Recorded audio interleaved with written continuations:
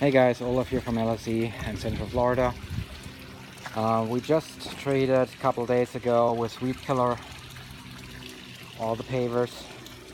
As you can see, everything is now pretty much dying or already dead. We applied a general weed killer.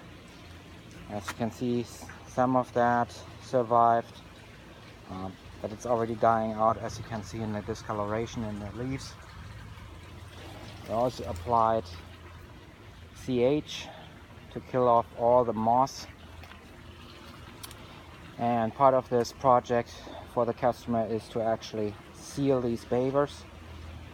So if you want to get your pavers sealed, call us. We are in Central Florida. We're covering all Florida.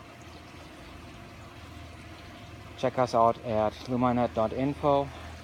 For more, call us at 407-680-0882 and go to the sales department. We are more than happy to schedule your estimation and also your appointment. I'll show you guys later on how this all looks clean and then be ready to be filled with grout slash we're actually using sand, so here's a lot of sand missing, so I have to bring additional bags of filler. This all looks good. This is not too bad.